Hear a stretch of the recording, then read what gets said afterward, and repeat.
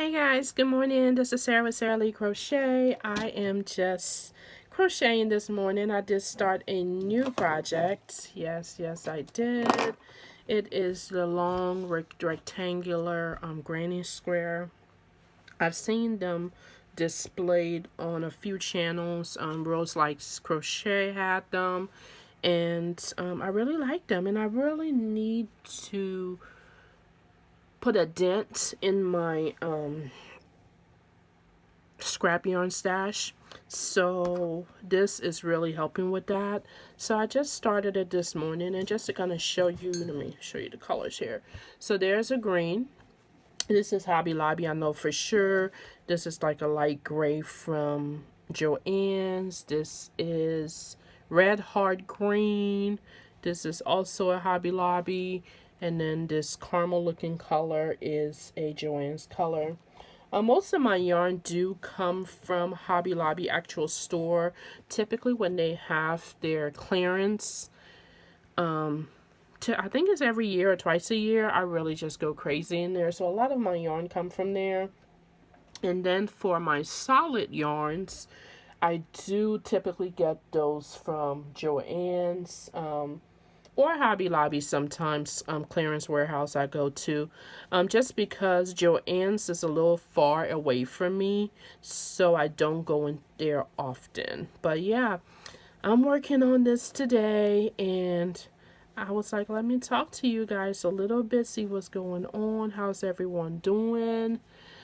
Crazy times, huh? It's just so crazy. I think us crafters, thank goodness we're able to occupied our minds sometimes with crafts, whether it's crocheting, knitting, whatever craft you do.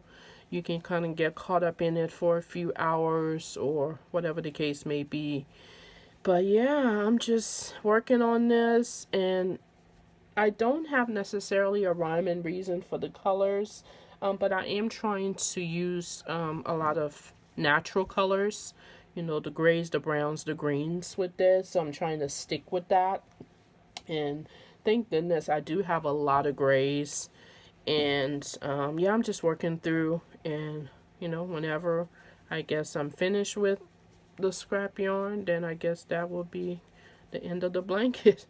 But I'm just working on it. I have about 3 boxes, large boxes of scrap yarn that I have caked up like this.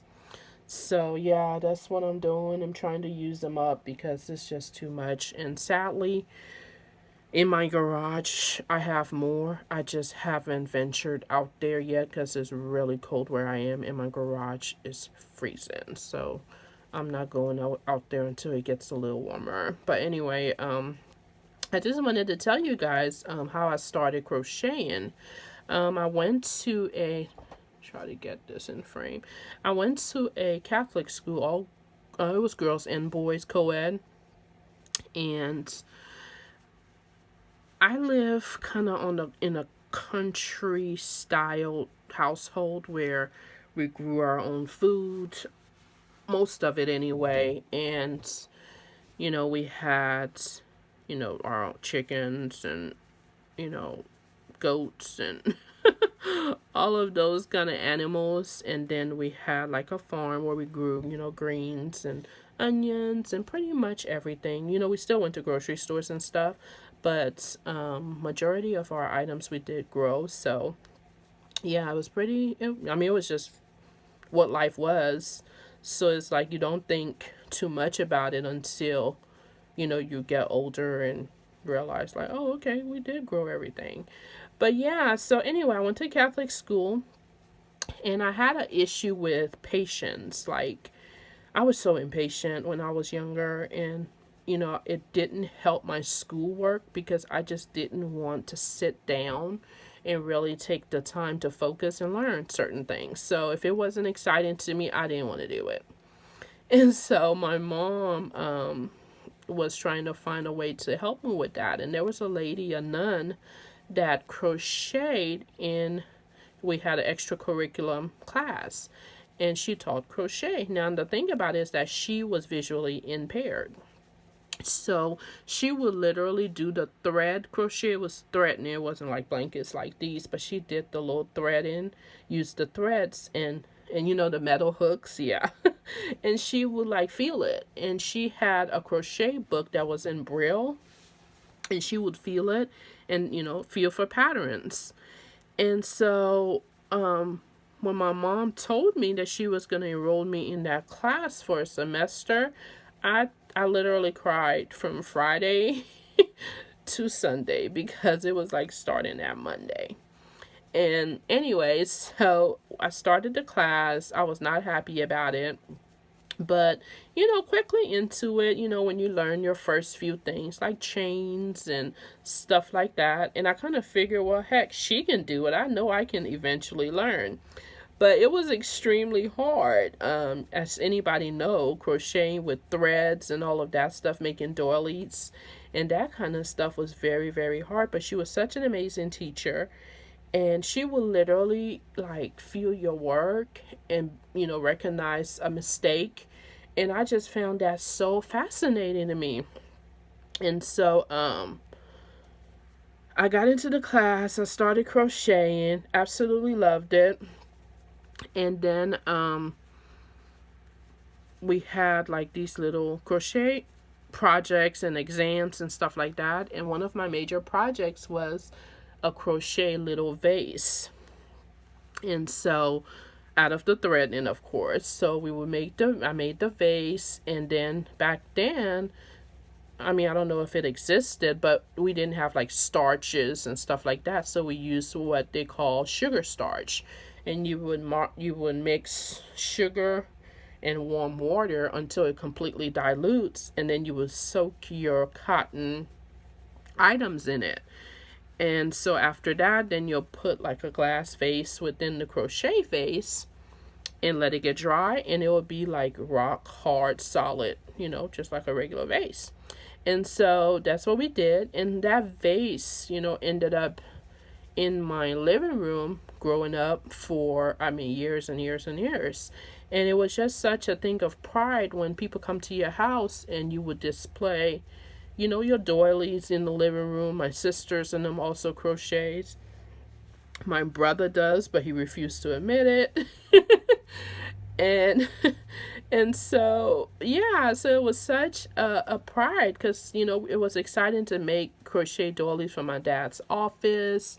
And the minute someone come in, they'll be like, "Oh, that's a beautiful." And he was so proud to say, "My daughter made that. She's so talented." So it was a huge family thing, when you made things for the home. So we did a lot of crocheting. We did a lot of sewing, but I didn't crochet for a while. Maybe from the age of like 12 to mid-20s, I just didn't crochet at all. It just, I think I almost forgot about it. And then I think someone had a baby. A family member had a baby, and they were like, can you make me a blanket?" And I was like, "Oh my God, I haven't crocheted in like years, like forever." And so I made the blanket, and then I kind of got familiar with it again a little bit and got into it. And then I got hooked. And so, yeah. But, it's just funny how life is. It's like you're introduced to things that you absolutely think you will hate. And here I am, I don't know, 30 plus years later. And, I'm still doing it. It's keeping me occupied. It's, when I used to pre-pandemic, I used to make crochet items and sell it all the time. And I still sell items online now. But, it's amazing that, it's provided, a secondary income to me and my family, and it's just something that's really good for me. It keeps my mind occupied, it keeps me relaxed, and, it lets me access that creativity.